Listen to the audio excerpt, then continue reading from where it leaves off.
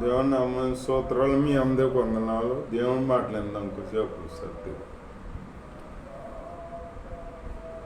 దేవుడి వాక్యంలో యాకోబు కొడుకులు కరువు వచ్చింది. కణాలు కరువు వచ్చినప్పుడు ఐగుప్తి దేశంలో యోసేపు దాన్ని ఉన్ముఖం చేస్తాడని తెలుసుకుని యాకోబు పంపిస్తే ఈ 10 మంది కొడుకులు వెళ్ళి తెస్తారా, కొనుక్కొస్తారు.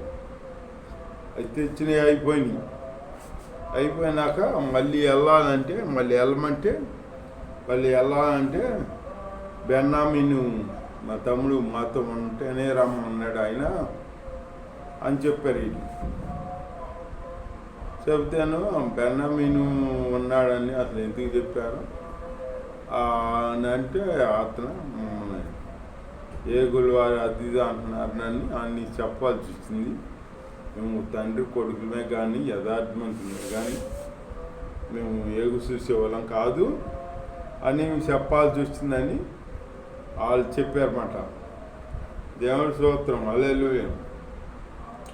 యాకోబు ఏం చేశాడాక తప్పదు కదా, యోసేపు లేడు, బెన్యామీను ఇది తీసుకెళ్తున్నారు. ఏమైతే అది అయిందని యాకోబు తీసుకెళ్ళండి అని చెప్పామాట. అప్పుడు తీసుకెళ్ళారు. దేవుడి స్తోత్రం, హల్లెలూయా. అప్పుడు రెండోసారి ధాన్యం కొంటాకి వెళ్ళారన్నమాట. వెళ్ళేటప్పుడు రెండోసారి బెన్యామీన్ని చూసి యోసేపుకి ఎంతో దుఃఖం వచ్చిందన్నమాట. సొంత తమ్ముడు కదా. వీళ్ళిద్దరూ ఒక తల్లి కొడుకులు. అప్పుడు పక్కెళ్ళి ఏడ్చుకున్నాడు అన్నమాట. ఏడ్చుకొని అప్పుడు వీళ్ళకి చెప్పేసాడు ఉండలేక, నేనే అనలో మీ తమ్ముడిని యోసేపుని మీరు అమ్మేశారు కదా, నేను యోసేపుని ఇక్కడ ఉన్నాను అని అంటే వీళ్ళు ఏమనుకుంటున్నారు, అమ్మేసాం కదా యోసేపుని, అది మనసులో పెట్టుకుని ఏమైనా చేస్తాడేమో అని అనుకుంటున్నారు ఈయన మనసులో. అప్పుడు యోసేపు అన్నాడు, నేనేమి అట్లాంటి పనులు ఏం చేయను, మీరేం బాధపడమంటున్నాలో, మీరు కాదు దేవుడే నన్ను ముందుగా ఇక్కడ పంపించాడో, ఇట్లా కరువు వస్తుందా అని, ధాన్యం నిలబెయ్యాలని, అందరం పోషించాలని దేవుడు నిర్ణయించుకుని నన్ను ఇలా పంపించాడా అని చెప్పాడు అన్నమాట. చెబితే అప్పుడు వాళ్ళు నిరాశపడ్డారు. అప్పుడు ఈ అందరూ ఒకటాగారు. అన్నలని చెప్పాడు కదా, యోసేపు నన్ను చెప్పాడు కదా, వీళ్ళందరూ కలిసి భోజనం చేశారన్నమాట. ఒక ఇంట్లో భోజనం ఏర్పాటు చేయమని యోసేపు చెప్పాడు.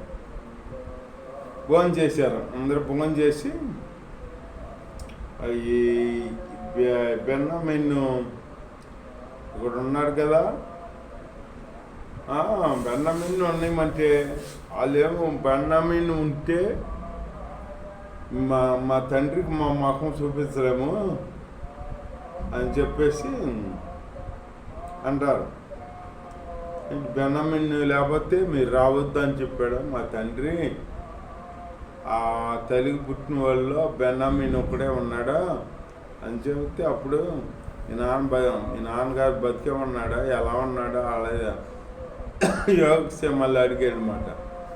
అడిగి శపథం ఇదంతా జరిగింది. తెలియగెత్తం ఈ మూటలన్నిటిలో ధాన్యం వేసి బెన్యామీను మూటలో గిన్నె, ఈయన రాజు యోసేపు తినే గిన్నె మూటలో పెట్టాడు అన్నమాట.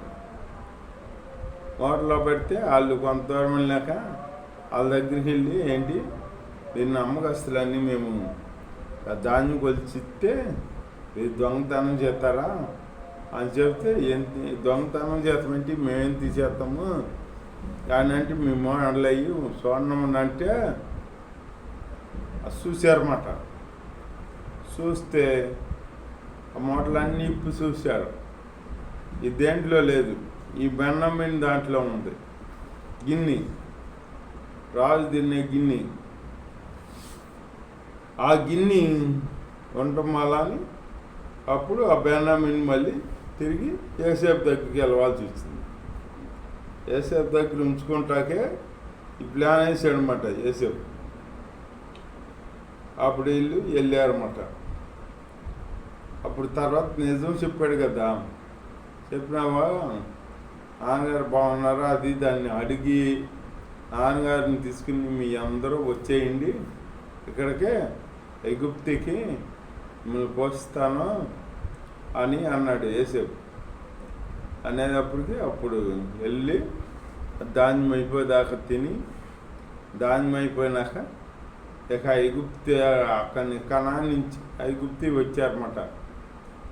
ఐగుప్తి వస్తే ఈ ఐగుప్తీలకు గొర్రెలు పసుపు ముందంటే గొర్రెలు కాసేవాళ్ళు అంటే ఇలా పడదన్నమాట. ఈ అయితే ఏదో చెప్పాడు యోసేపు ఇలా పనిచేస్తాడు. యాకోబుని ఒకసారి ఫరో రాజు అడుగుతాడు, ఏమని, యాకోబు గారు మీ వయసు ఎంత అని అడుగుతాడు.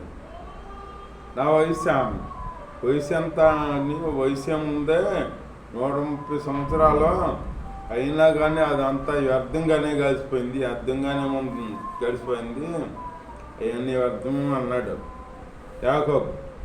అంటే ఆత్మీయంగా జీవిస్తే అది దానికి విలువ ఉంటుంది.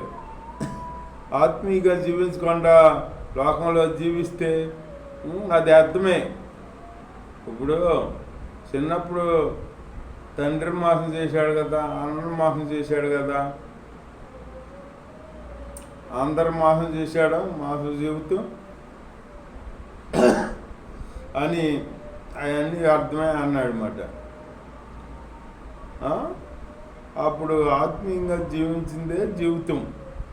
నన్ను దేవుని తెలుసుకుని యథార్థంగా నీతిగా న్యాయంగా జీవించుకున్నదే జీవితం. అంతేగాని లోకంలో జీవించింది జీవితం కాదు.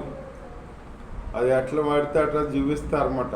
అబద్ధం ఆడతారు, దొంగతనం చేస్తారు, మాట మీద నిలబడరు లోకంలో అయితే. అది ఆ జీవితం కాదని అంటున్నాడు దేవుడు. మనం దేవుని తెలుసుకుని రక్షణ పొంది ఆయనలో పాపడేసం జీవించింది అది జీవితం. అట్లాంటి జీవితం మనం జీవించాలన్నమాట. అలాంటి జీవితం జీవిస్తూ దేవుళ్ళో ఆత్మీయంగా ముందుకు సాగాలి. అలాంటి జీవితం దేవుడు మనకు అనుగ్రహించాలి. మనం అలా ప్రార్థన చేయాలన్నమాట. అలా ప్రార్థన చేసే బిడ్డలుగా మనం ఉండాలన్నమాట. ఉండి ఆయన్ని నిత్యం ఆయన్ని సూచించుకుంటూ గణపరుచుకుంటూ ఆయనలో జీవించాలి. దేవుడు యేసయ్య అంటే సృష్టికర్త. ఆయనలో మనం జీవిస్తే అదే మన గొప్ప ధన్యత. ఆయనలో జీవించుకుంటూ ఆయన కృపను పొందుకుంటూ ఆయనలో ముందుకు సాగుదాం. దేవుడు ఇచ్చిన మాటలు దీవించింగాక. ఆమేన్. స్తోత్రమునైనా మీలో ఎలా ఉండాలో తెలియవచ్చు. మాది వాణి స్తోత్రమునైనా అప్రమేశ్వరమో పెద్దలని స్తోత్రం అట్లా జీసస్ ఫాదర్ మై గ్లోరీ. మీకు వందనాలు తండ్రి. ఇప్పుడు వరకు మీ కృపను తోడించారు తండ్రి. ఇదిగోని మీ మాటలు చెబుతా కృపించారు తండ్రి. మీరే మాట్లాడి సహాయం చేశారు తండ్రి. మీ స్తోత్రం అట్లా జీసస్ ఫాదర్ అన్ని విషయం మీ సిద్ధం జరిగించారు తండ్రి. మీ పని చేయాలన్న ఆశ తండ్రి. ఆశపడ్డ పరంతృప్తి క్షీణత్వాన్ని క్షమించి నిత్యం నా నిరంతరం మీలో బలపరిచినని కాపాడు సహాయం చేయమని నామలో ప్రార్థించాడు వేడుకున్న పరమ తండ్రి.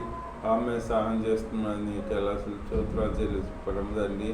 ఆమె తండ్రి అనే దేవుని ప్రేమ కుమారుని నిష్కిస్తే కృపా పరిశుద్ధాత్మను ససి ఇక్కడ చేరి నాకు లోకలో సర్వపరుషులు తోడై నడిపించిన గాక ఆమెన్. Praise lord. హల్లెలూయా. వందనాలు.